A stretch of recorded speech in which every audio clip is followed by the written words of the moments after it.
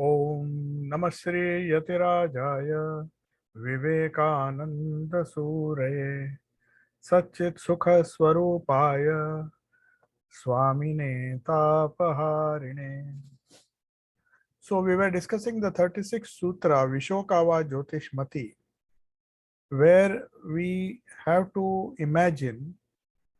Swami Vivekananda is explaining to us a type of concentration where we think of the lotus of the heart. Now, this idea of lotus, as we saw, it is there in most of the Upanishads, not only the Upanishads, but some other scriptures as well. So, we saw how in the Mundaka Upanishad, it is said that within the lotus of the heart, the Supreme Self dwells. Just as the nerves meet like spokes of a wheel on a hub. On a wheel, there is a hub and there are spokes which connect the hub to the rim, and then the whole wheel is constituted that way.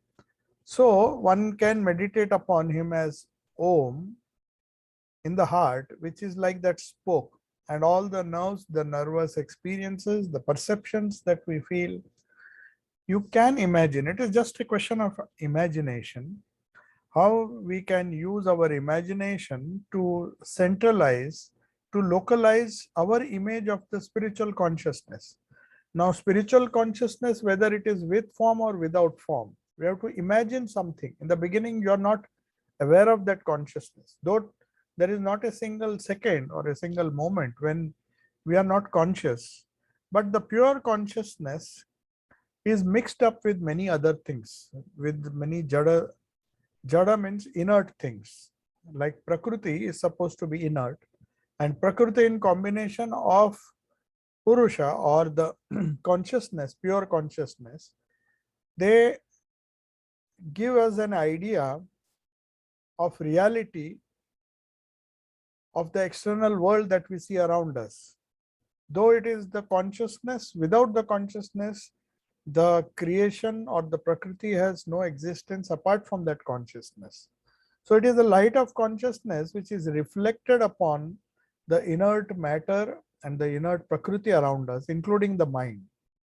And it is our nervous system which conveys that feeling of the world around us, our own little world, the five koshas, and the world around us, the entire world around us, the other jivas and the other creation.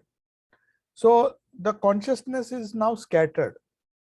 Our consciousness, our spiritual consciousness, the pure spiritual consciousness on which we are supposed to meditate and isolate it from Prakriti. That is the target of yoga. But when we try to do it, it gets mixed up with Prakriti. And so we have to have a starting point. It is like going to the center of the wheel using the spokes from the rim to the hub. The rim is there. The hub is connected to that rim by the spokes. So the spokes are the various nerves in the body. Now, the center of consciousness, which perceives the whole drama of the world around us and our own bodies, it requires a kind of meditation. This meditation on the lotus or on the lotus of the heart is helpful because it localizes our image of the spiritual consciousness. We do not know where to meditate, how to meditate, and where the consciousness is to be meditated upon so that we can realize that consciousness. You can meditate anywhere in the universe, but the best place for meditation, the Upanishads found out, is the heart, the lotus of the heart. The lotus is not just the physical lotus, but it is a kind of imagination that we use, a very strong imagination, a supernatural perception, you may say. That is what the yogis saw. Most of the people who meditated, they saw some kind of lotus. That is why, trying to express it in a gross way, they said you meditate on a 8-petal lotus or some other lotus. And the Mundaka Upanishad goes a step further, says that meditate on him as Om. Om is the primal sound. So when there is no sound, that is known as anahata. Ahata means that which is struck, and anahata means that sound which is unstruck. We know the sound is produced by the striking of two objects. Even within space, the whirling of the atoms, the whirling of the molecules, the whirling of the electrons around the protons and neutrons, they make a sound which is perhaps not audible to us, but it is a sound because there is some friction, there is some action, and that striking of two substances of different densities, they give rise to sound. That is known as ahata dhvani. Dhvani is sound. Ahata means that dhvani which is produced because you strike one object against another. Even when the uh, leaves are, there is a wind which is blowing and it makes a strange sound. Even the wind, when it strikes against the leaves, it makes a strange sound. And we can hear the combined effect of all the wind which is blowing. Even if the wind which is blowing, uh, when it strikes the eardrum, you get a strange kind of sound. So there are different varieties of sound, some of which do not fall within the hearing range. That's why we say, but dogs and other animals can hear it. If you had a sense organ which is able to listen to sounds which are normally not audible. So many gadgets are discovered, like which can listen to electromagnetic sound, the sounds of the electrons moving around the protons, and all the sounds which are there at the quantum level. There are different sounds. We may not be able to hear it, but there is a sound. And that sound is a result of friction. Ahata dhvani. And the anahata dhvani is before even the Shabda Brahman, that is Om. Om is the original sound. When you pronounce it, it becomes Om. But before that, it is known as Nada Brahman. So Nada Brahman, the Brahman, when it is just manifest, it gives the primal sound. So that is why Om is given so much importance. We define this Om as Nada Brahman. Nada means sound. Sound Brahman. What does sound Brahman means? The sound Brahman means it is the entire reproduction of the Ahata Dhvani. The Anahata Dhvani is before you recite Om, or before the Om is manifest. Om is the sound which we can hear, U and Ma. As I said, it's a combination of all the different sounds human vocal cords can possibly recite or utter. So when you utter U and Ma, the whole sound production process, it covers all the sounds, different permutations and combinations of the different words that we use in our daily life. So that is why it is known as the primal sound, Om. So when these people discovered in the depth of their hearts, when you intensely concentrate, as Patanjali says, you can see the subtle things, the subtle movements of the nerves, you can feel them. Ordinary human being just sees the effect of the nerves, what effect the nerves has on our motion. But if you meditate on the subtle aspects of the nervous current, then you start seeing different perceptions, which we discussed in the previous sutra. So Mundaka Upanishad says, if you use Om as a symbol, the primal sound, which is the Ahata Dhvani, the Nada Brahman, but before that it is preceded by Anahata sound. Anahata means that which is the music of the universe. You may say it's the music of the universe. Every atom or every electron or every atom around which electrons are moving, and every matter in this universe has a unique sound associated with it. So everything is, according to the this theory, has a particular sound associated, ahata sound associated with that. So you see different sounds when certain things crash. When a glass crashes, it makes a particular sound. Different bells make different sounds because the rate of vibrations are different. and the frequencies are different. So when we meditate on the primal sound, that is Om, one can cross the ocean of darkness. That is what Mundaka Upanishad says. It gives a Mundaka Upanishad has a wonderful discussion on Om, what it is. So what is this ocean of darkness? The ocean of darkness is that which makes us feel the unconscious thing or the inert thing as conscious. We see the reflection and think it is the original consciousness. It's the original light. But the light, when it is reflected, it is just conveying the consciousness in a very, very mediocre way. And that confusion, we see this world as full of consciousness, though the pure consciousness has to be found within the lotus of the heart. He is pure. In the effulgent lotus of the heart dwells this Brahman, this pure Purusha. He is passionless and indivisible. He is one. The same consciousness which pervades my mind, pervades your mind, it pervades your body, pervades the entire universe. And he is the light of all lights. He is not the reflected light. The sun is reflected on several pots filled with water. When you see the same sun reflected in different pots, and if you consider those reflections as the real sun, then we are mistaken. But there is the light of all lights on which we have not experienced now, but the only way to experience is to meditate within. That is what the rishis found. That is what our scriptures say. This kind of meditation helps us because it tries to localize. It tries to, as it was discussed earlier, it localizes our image of spiritual consciousness. We do not know what it is, but we want to realize that spiritual consciousness which will remove all the darkness, all the ignorance, all sorrow from our life. And we are struggling because the body, according to the previous discussion, we say the Brahman is residing in all his glory in the city. The body is compared to a city. It's a busy and noisy city. Suppose you consider the city to be very noisy.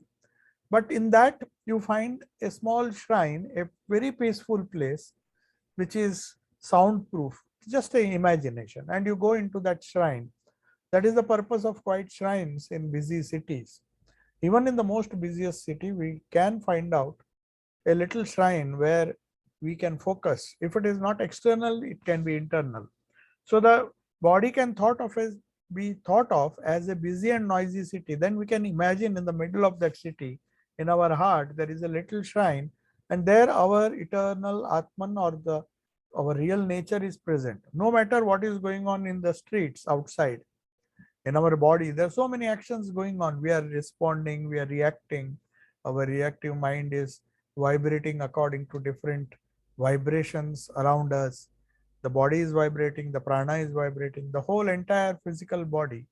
Though the light of Atman is shining through it, we are not able to go into the shrine and experience that Atman, the shining Atman, the pure Atman, which is not a reflected Atman.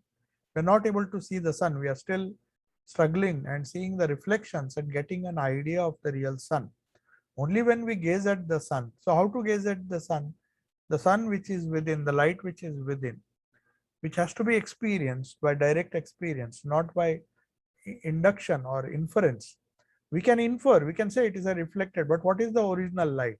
That you have to experience. And for that, you have to localize our consciousness. The light of consciousness is everywhere. But to localize that light of consciousness, you need a place. And this method is useful because it localizes our image of spiritual consciousness towards which we are struggling. So we take a heart, a place where normally most of the experiences, the great yogis, they have found that heart is we can even meditate on the head, we can meditate on any part of the body, but they found the heart is the most suitable. That is why you find so many references to the heart. So Vita Raga Vishayam Vachittam, that is the next verse.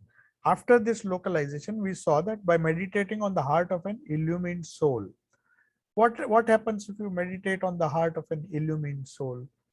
The question is asked now. Why should we do that? Why should we meditate on the heart of an illumined soul? Because we saw that if we meditate on the heart of an illumined soul, whom we know fully well from our historical study of that personality, that he had experienced the light of consciousness, the light of pure consciousness. He had realized had the highest experience that yoga speaks of, and he had realized it in his heart. When we know for certain that such and such people who are revered throughout history, we have to believe. That is why Sri Ramakrishna, when he first started his sadhana, he started with the assumption that Ram Prasad and all the great saints who had seen Divine Mother, he did not know how Divine Mother looked like. He was like an innocent, uh, he was a innocent young man trying to, he said, even he mentioned the fact that just because I am illiterate, because I have not read the scriptures, oh mother, are you cheating me? He was like a small child. But he had faith. He had faith that because these saints had an experience of the mother, I should also have, and I will have that. That determination, that Shraddha was there. So with that Shraddha, if we meditate on the heart of a saint who had this experience before, we have to study history to know who are the great personalities, yogis, who had these experiences and whom a lot of people revere. Having known the fact that these people had a tremendous power of attraction by virtue of their spiritual realization. The fruits of the tree show the quality of the tree. That's what Sri Ramakrishna used to say. A tree is known by the quality of the fruits. So you have to know how much impact that saint or that personality, divine personality, has created. How many people he has inspired, how many people have become detached, perfectly non-attached. If such people are available, if you meditate on their lives or on their hearts, not the physical heart, but try to imagine, then it will calm the mind. So uh, if we meditate on some personality, like say like Buddha, a Christ and Ramakrishna and others, and then concentrate upon their hearts, we know how great they were, how compassionate they were, how kind they were, and how much feeling they had in their hearts. So if we try to imagine how it would be to feel that we are these great personalities, to put ourselves in their place. Now, when we idolize somebody, when we idolize some player or some young children, they try to idolize boxers and different sports personalities. They, in their imagination, how do they achieve greatness? They try to imitate their idol, the person whom they revere, person whom they respect, the person whom they want to imitate. So they constantly think about him, meditate on it. So that is meditating on the heart of that person. They want to feel like that sports personality. And one day that dream, that imagination comes true because they also start acting and getting all those qualities which their idol had. So also if we meditate on some knower of Brahman, a great saint who's pure and untroubled by the sense objects, then we get those qualities ourselves gradually. Try to feel, if we try to feel that the saint's heart has become our heart.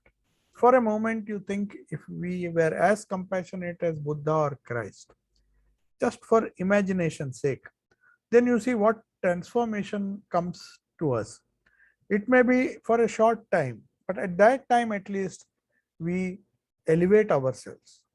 And that is how meditation is to be done. Vita raga vishayam va chittam means meditating on the heart of an illumined soul that is free from passion. So he has to be free from passion. So localization of the image here, Patanjali, though directly not speaking of an avatara, he speaks of a great saintly person who is like an avatara on whom we can meditate. The idea of personal God has its root in Patanjali. Many people say Patanjali does not speak of a personal God, though he may not call these personalities as God, but at least he calls them godly people.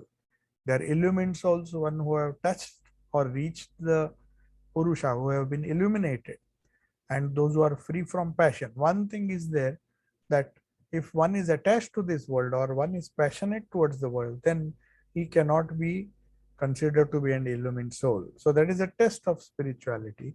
How much dispassionate is he towards the world? So whether you believe in Hindu religion or Christianity or Buddhism or any form of religion, this form of meditation, practicing the presence of God in the heart, concentrating not only upon the heart, but also other hands, feet, and everything, the whole form of the Ishta, or the personal God whom we revere and worship, is a part of all different traditions of the world. And it has helped people.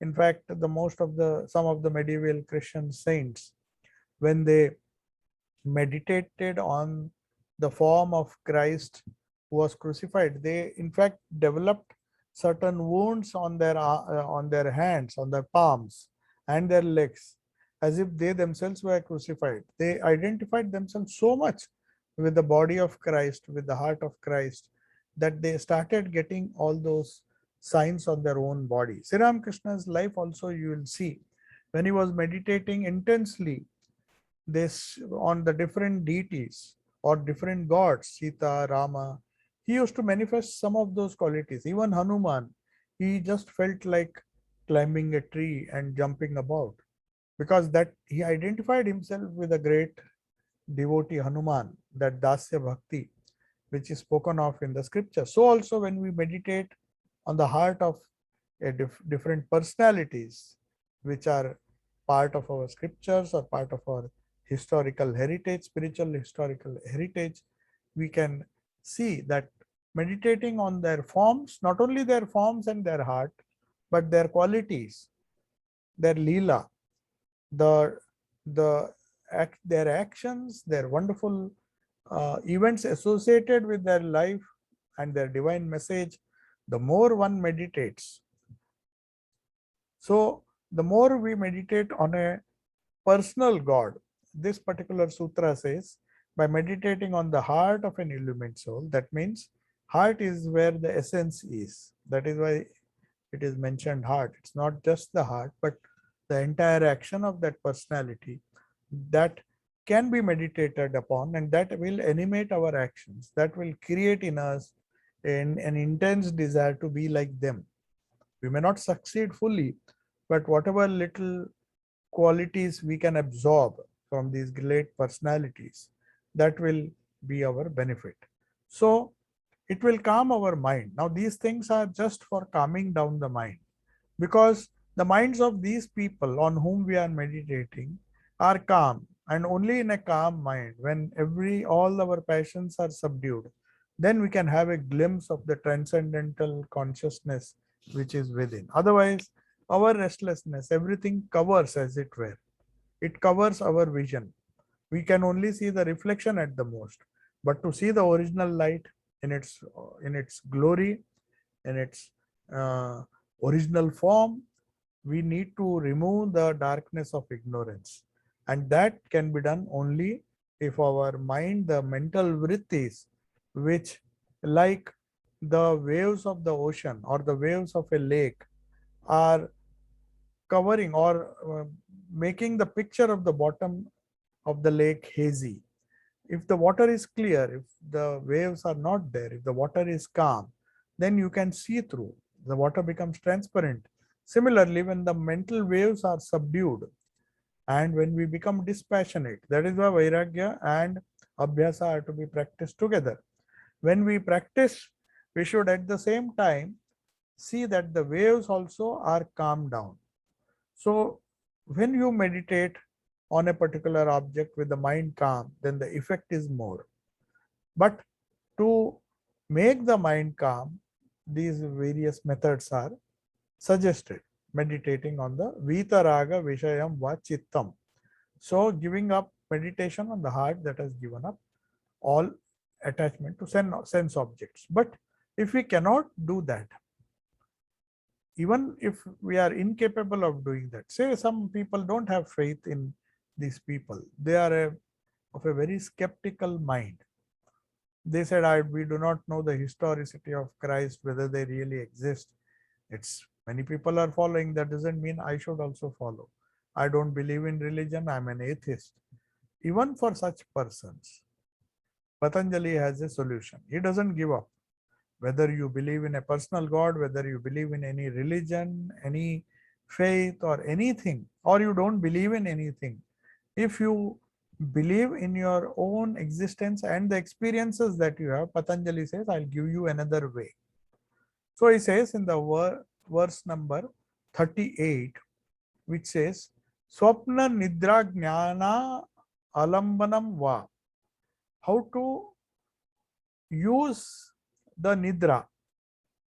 Sometimes a man dreams, see for example, Swamiji says, sometimes a man dreams that angels are coming to him. All these things happen in a dream, and then in that ecstatic condition, he has all wonderful divine music floating in the air. Suppose somebody has that. People who believe in angels, believe in heaven, believe in the messengers, like most of the prophets had these visions. Of course, they had these visions when they were awake. It was in a semi day dreaming state. But if in a dream also, if you see this, you see that person will be in a very blissful condition, and when he wakes, it makes a very deep impression on him. Suppose you have a dream of your Ishta or of some great personality whom you revere, and in that blissful condition, you don't want the dream to break, but when you wake up, still that effect of that dream is still there. Now, if you think of that dream as real and meditate upon it, you can meditate on that dream or on the sleep, that knowledge that comes in a sleep. Now here sleep is not just Sushupti, it is Swapna and Sushupti. Here sleep has been defined as, by a dream experience, Patanjali here is referring to a dream about a holy personality or a divine symbol like Om or something like that, or a cross.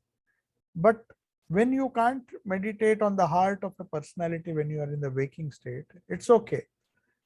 Can you do it if you have such experience in the dream? If by chance, if you have some good samskaras, you might even get these things in the dream. So if we can, such dreams can be properly called experiences because they give us a sense of joy. Just as a waking experience gives us joy, these dream experiences, though it is a temporary joy, it gives us some kind of joy. So that revelation, that experience for many people remains as a, there are these experiences which are revealed to us in a dream remain for a very long time. If you see, many of Sri Ramakrishna's disciples used to get mantras in the dream, and then they used to relate those experiences to Sri Ramakrishna. And if Sri Ramakrishna found value or some spiritual truth or meaning behind those dreams, he used to encourage them to meditate on those experiences. So that is what Patanjali is saying here, that you fixing the mind, swapna nidra jnana alambanam va, by fixing the mind upon a dream experience or even on the experience of deep sleep. Now, what is this? What is this experience of deep dream? We understand. So now we will see what it really means to meditate on, meditating on a dream experience. We understand. But how do we do the meditation on a deep sleep state? So we find that the dream experiences like getting a mantra or somebody, some holy person coming to you. Maybe you have never seen that person, but maybe a historical person. You may have visions of deities. You may be getting some instructions in the dream, and the devotee who receives it will continue to use it. He will cherish this experience. That is why many of the people, or many of the devotees who have such experience are advised by their gurus not to relate this experience, because there are people who are skeptical and they will tell you, oh, this is a dream, this is nothing. You may get these dreams, but they are of no value. But Patanjali says, no, they are of value. Anything good, and if you can't meditate on the heart of a holy person while you are in a waking state, at least do it if you have a dream. If you are lucky to have a dream, then why don't you meditate on that? Because any technique, by hook or by crook, we have to see that our mind is calm. So he can meditate some such deep spiritual. Many people receive these experiences in a dream, and then they use it throughout their life. They use it throughout their life, and that experience never leaves them. Just as there are certain experiences in our waking state, some deep spiritual experiences which are turning points in our life, which we never forget. They are so much etched in our memory, etched in our consciousness, that they refuse to leave our memory. So whenever you close your eyes, or whenever you think, whenever you try to recollect the past, these memories come. So meditating on such experiences, provided they are good, if you can't meditate on the heart of a holy being, you meditate on the experiences you have in the dream. Another method in the same sutra says is to calm the mind, to calm the waves of the mind, is to concentrate on that sense of peaceful happiness which we get when we wake up from deep, dreamless sleep. In a dream, at least, if it is not a nightmare, you are full of joy because you have seen something wonderful. But it is not always the case. Sometimes you have nightmares. Sometimes you would like to forget the dream experiences, but they continue to haunt you. Some people have very strange dreams, and they are so nightmarish, and their experience is so nightmarish that you find it difficult to get rid of that. It haunts you even during the waking state. And then you go and ask all sorts of people who to interpret this dream. Why did I get this dream? Why did I see such bad things happening? There was a person who used to tell me that many times he used to get dreams of actual incidents which are not very pleasant happening in his and his people who are in touch with him in their lives. So the moment he gets that dream, he knows that something bad is going to happen. And maybe it is a coincidence, but it continued for a long time. He was initiated, but he came to me and said, whenever I try to, I'm afraid to sleep, because in sleep I get some dreams, about weird dreams in which I see some of my near and dear ones suffering in some strange way, or somebody dying. And very often than not, it has come true.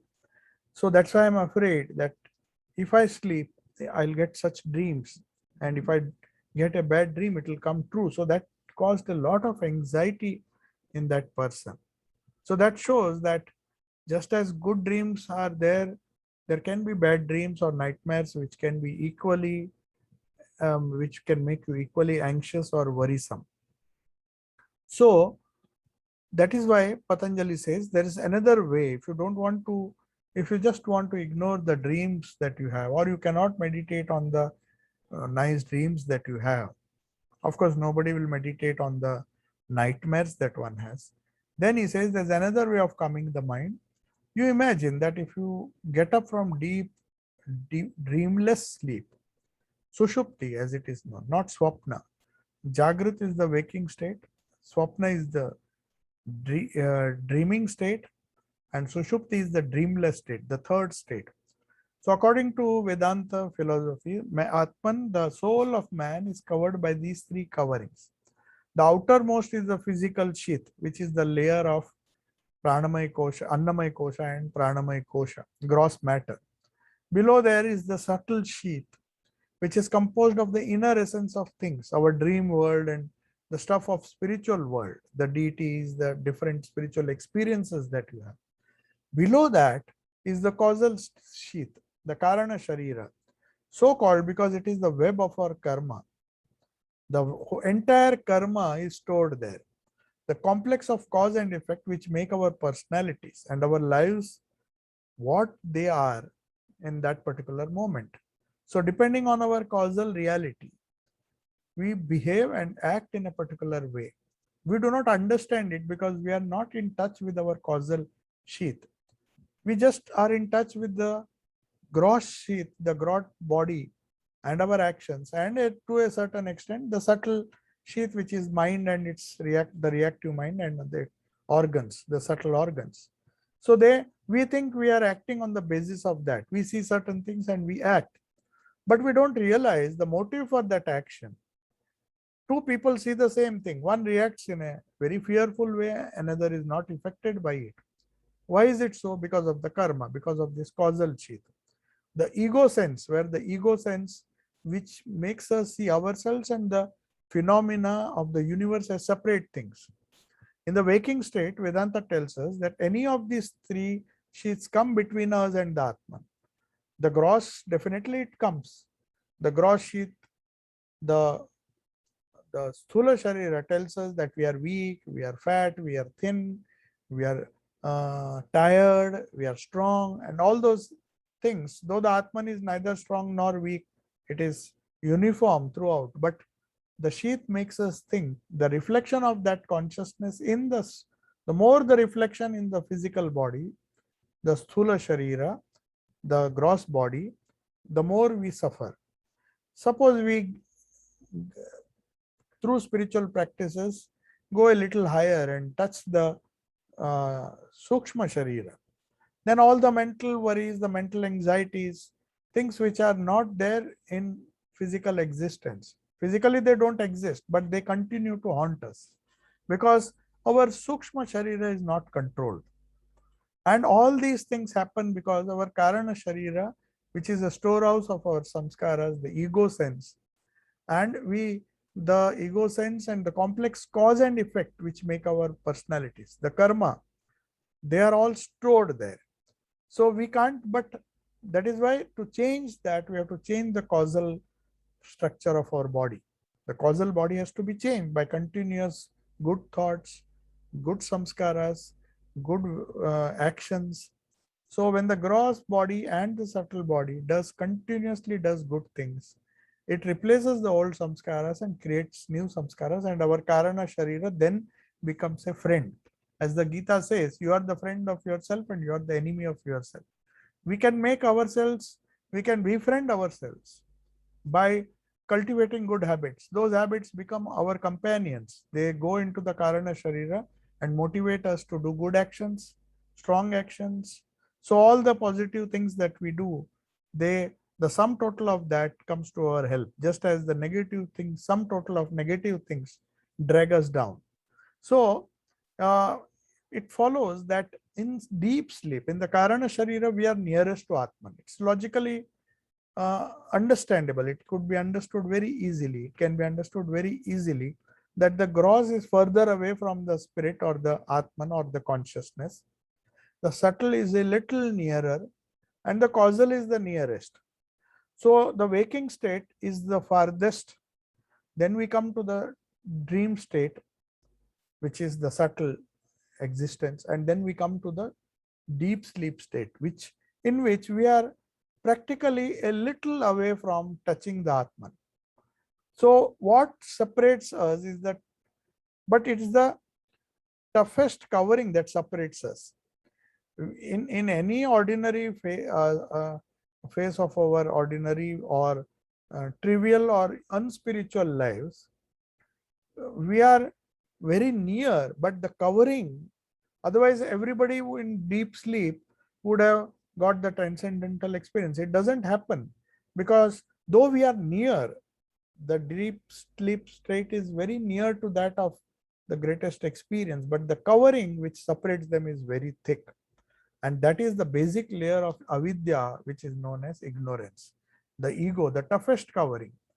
It is the basic layer which separates the deep sleep, the soul who is in deep sleep, with that of illumination. That is why this sheath, this covering cannot be broken by merely sleeping. Otherwise, people will say, if the waking state is so bad, we experience bad things. Even in the dream, sometimes it is good, sometimes it is bad.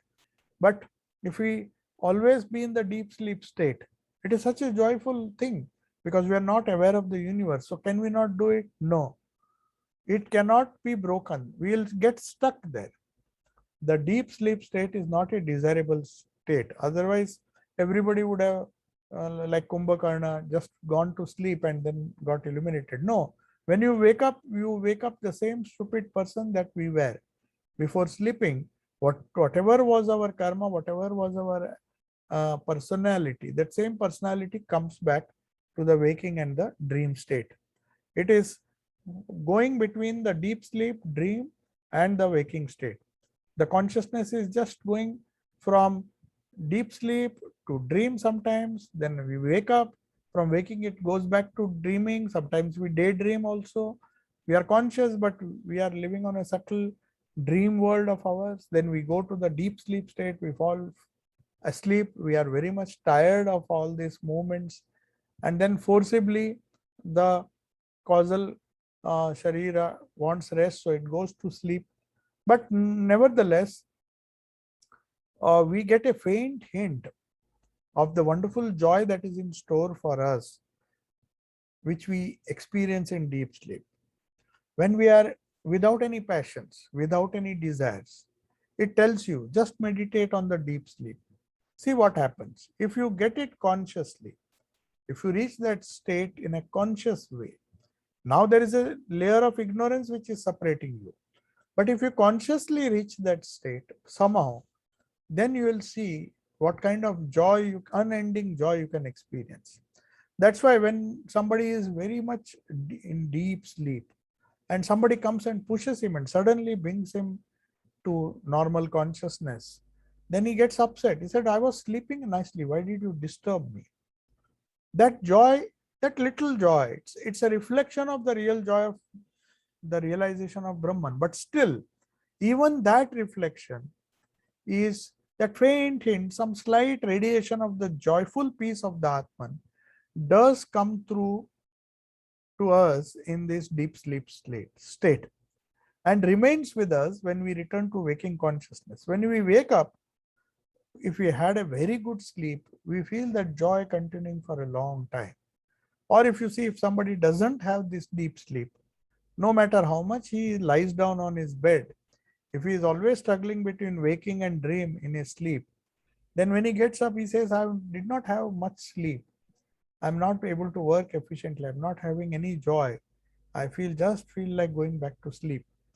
Somehow the mind was so much agitated. That is why people have to take tranquilizers, because because of their passionate nature, because of their attachment to the external world.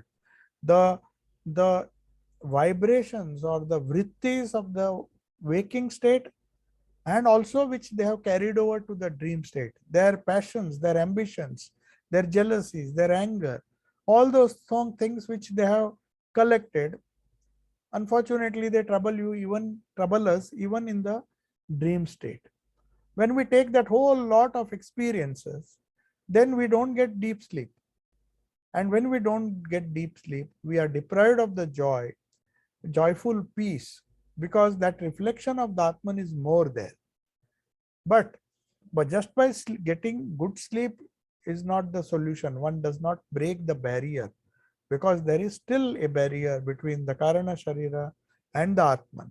And that is the darkness of ignorance, which can be removed only through spirituality.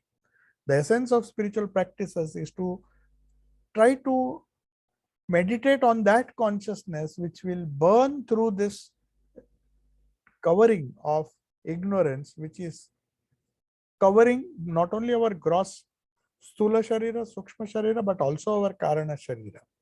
So in spite of the wonderful joy we get, but if we meditate, if we get a faint hint and then say, if deep sleep is so joyful, if it gives us so much joy, especially when one is disturbed in the external world because of his own fault, of course.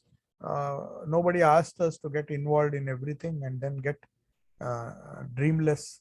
I mean, sleep with lot of anxious dreams, worrisome dreams, nightmares.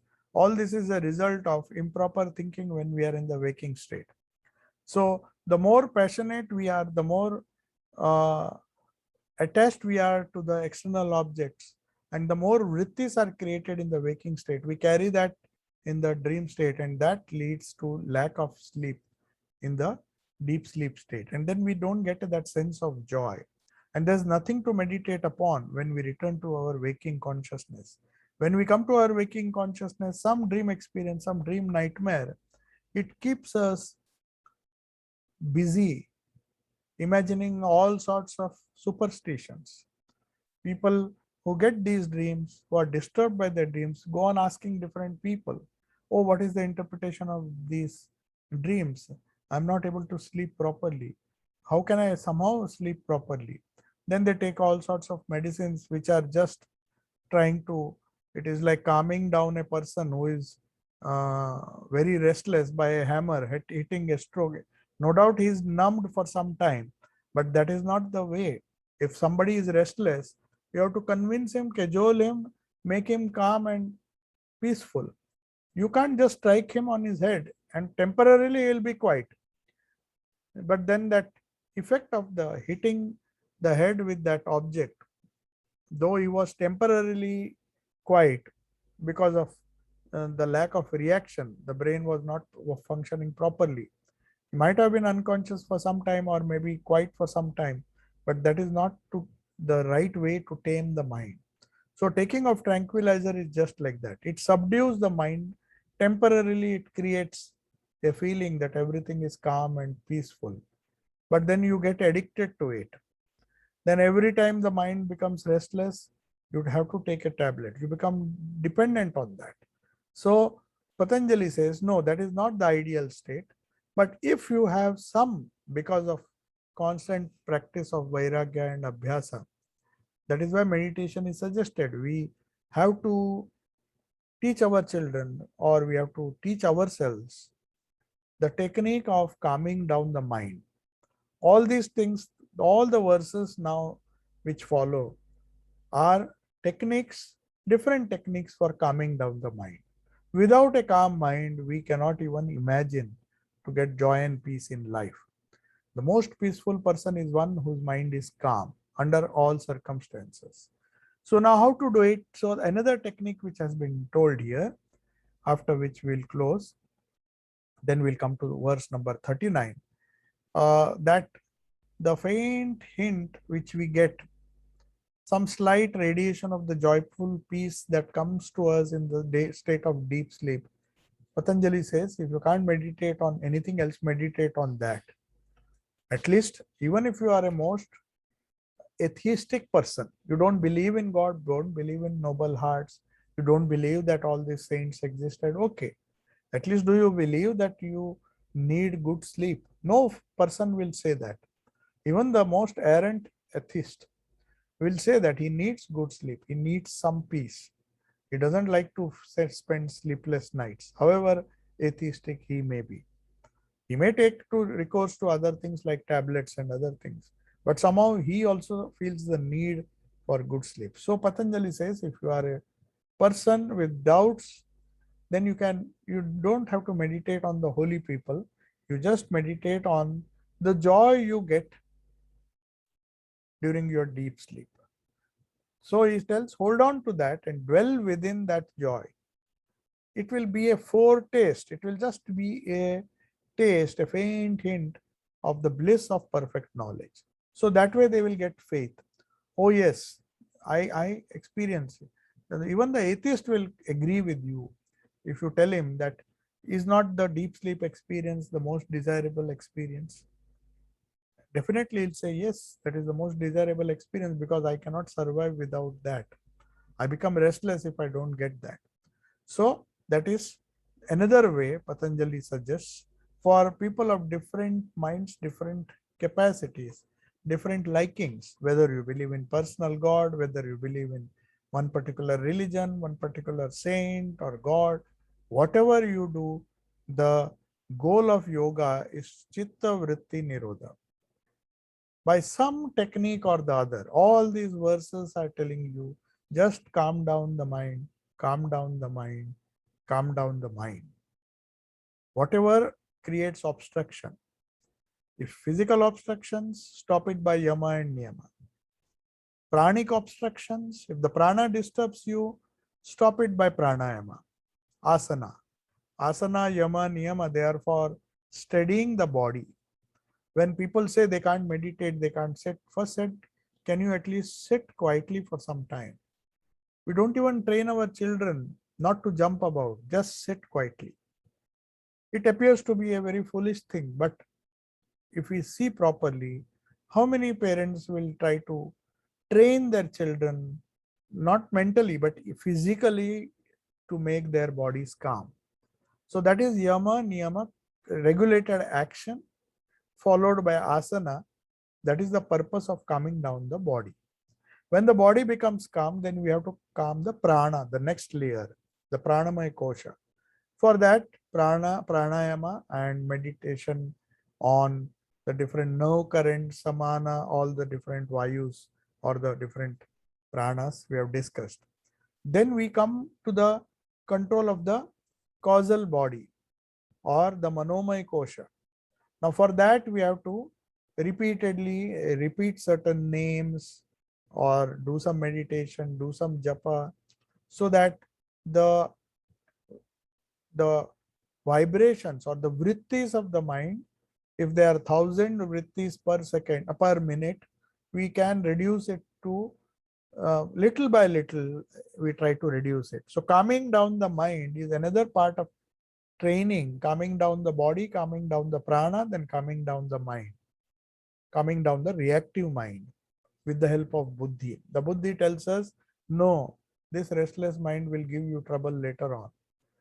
Maybe you have, with asana and pranayama, you have more or less got some control over your body. But what about the mind? It can still be unstable.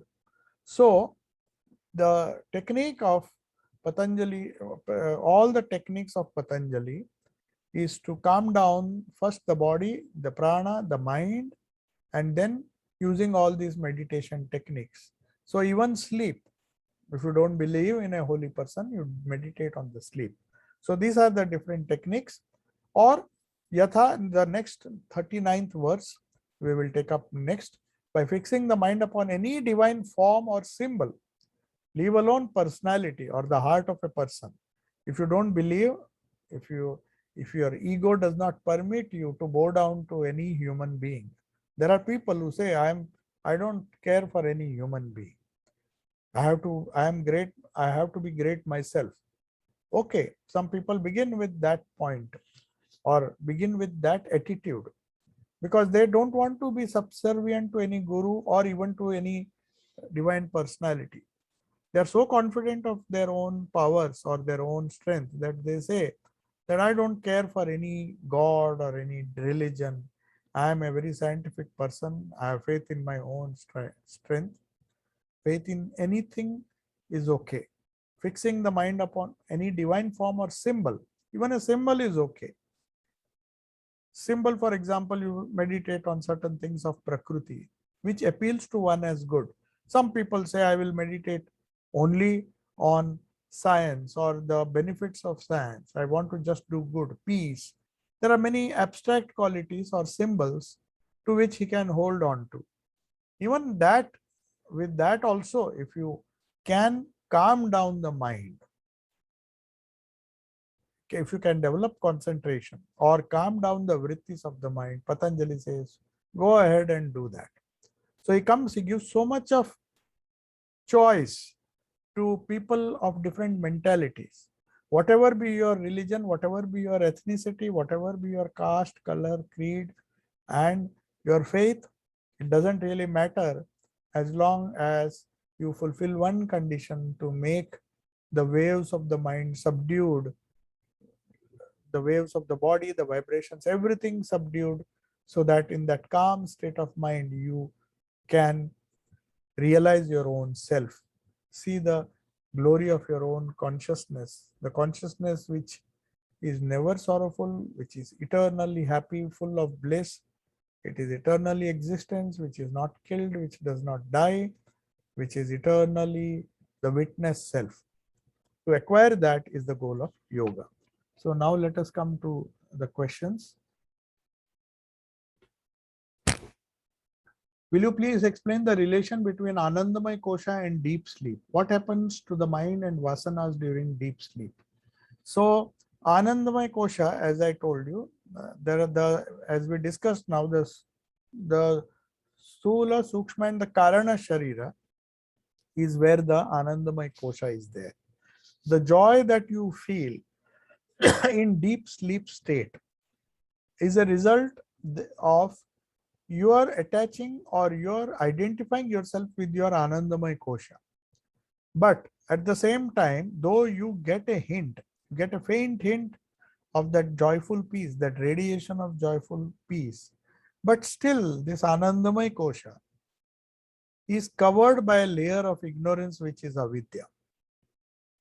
It may not be gross ignorance, as in attachment to the senses, the very crude animal-like propensities of a human being, which completely cover this bliss, totally existing on a physical level or even on a mental level, a reactive mind level. Anandamaya Kosha is much better because at that deep sleep state, you touch that Anandamaya Kosha, maybe for a fraction of a second, but you can't break the barrier. So there is a huge difference. When you go into samadhi, you break that barrier. What happens to the mind and vasanas during that deep sleep state? The mind, of course, the reactive mind is totally subdued. That is why you get peace. Otherwise, vrittis will keep on coming. But the vasanas are still there. That is why they say karana sharira, the cause and effect. The vasanas never go away. They have to be burnt. They have to be counteracted by counter emotions, by regular spiritual practice, regular repetition of the Lord's name, or doing karma yoga, detachment. There are so many techniques which have to be performed persistently for years and years and years together. Spiritual life is not so easy. These vasanas, you can't wish them away. You can't just say that tomorrow I'll be without any vasanas. They will be there during deep sleep. They are in a very, very potential state. They are covered with the layer of ignorance. The layer of ignorance which covers the deep bliss and gives you only a fraction of that bliss.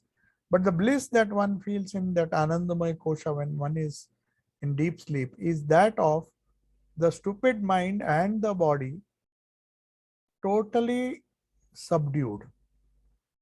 See, when we are awake, our mind is playing tricks and we have to find it very difficult to handle it.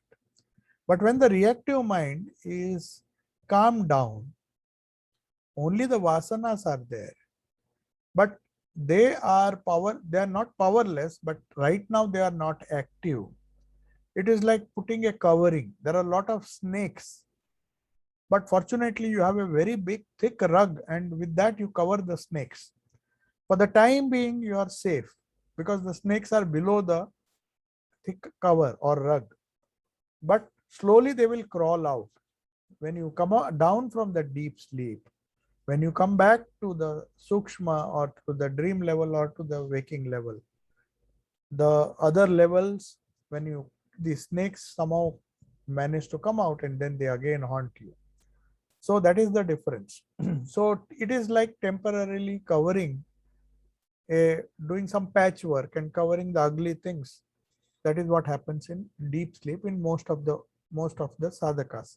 But if you meditate on that and try to attain to that state which is calm, as if you are in that deep sleep state. So that is why Patanjali says you meditate on that, and then as a result of long meditation or long japa or long prayers, these vasanas will slowly be burnt away.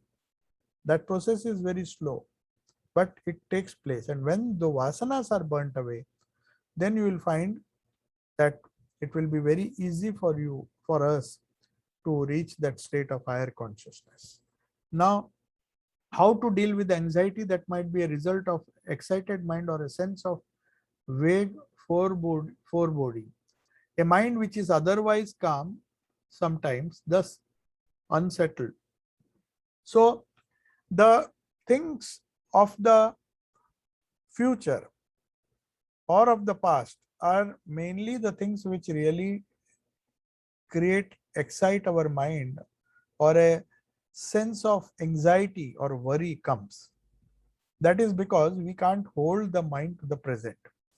So the best way to deal with it is to live as much as possible in the present. Be engaged, be fully aware, be totally aware of what you are doing, and do it as if that is the only thing that exists. This is a very simple way. It is known as, in Vedanta it may be known as Karma Yoga, or in Buddhism it is known as awareness meditation. A kind of awareness where you hold on to the present. It is a difficult task. Many times it will go. The mind will be excited and it has a tendency to go into the past, because the samskaras, the causal body, the karana sharira, the samskaras will pop up. So you have to subdue it. The snakes which try to jump up, you try to cover it and ask them to just sit quietly. So it is a difficult task. And if there are two ways to do it, one is to counteract it with a opposite thought, pratipaksha bhavana as it is known. If a fearful thought comes, think of something fearless, which gives you fearlessness. Think of the Ishta. That is why imagining the Ishta in the heart is one of the most powerful techniques, because he is all powerful. His mind is calm. So whenever calmness, whenever you become disturbed, when the mind is excited, just think of that personality and think that if Sri Krishna were to be inside me, and if he helps me, then my mind will be calm like his mind. So mind is, otherwise it is calm because the samskaras are subdued, but they are still there. But when they pop up, you have to revert back to that calm state, which you have to acquire by constant practice on these holy personalities. When you do it constantly, you will find that when the mind suddenly gets disturbed, Sri Krishna or any holy person on whom we are meditating, that is why we have to meditate on the Ishta. Ishta means that which is your favorite. You should not be changing these people. You should not be changing the object of your meditation. Whatever you select it once for all, and make it a habit to take his help and allow him to be the shock absorber. Anything happens, the mind tends to go to the future or to the past and starts worrying. You tell, I surrender everything to Sri Krishna. He will do whatever he wants. Or to Sri Krishna, whoever is your Ishta. He knows best. I don't know. Whatever is good, whatever should happen, which is for my spiritual good, let it happen. So that kind of attitude, to take things as they come. Don't wish that things should happen this way or that way. I told you many times that there are some people who just feel that to be passionate is very good, but to be passionate about spirituality is very good, but to be passionate about gross things, that makes the mind restless. Sri Krishna was also passionate. He was passionate about making his mind calm. He had only one goal in mind: to see my divine mother, the divine consciousness which is within us. That passion is good, but that passion will counter the passion to go and divert the mind and make it restless. That is the only way to stop the excited mind from causing trouble and taking us either to the past or the future. Okay? So I'll take your leave now. Om Shanti Shanti Shanti. Hari Om Tat Sat. Sri Ramakrishna Arpanamastu. Tomorrow we'll have our Gita class as usual at 5:45.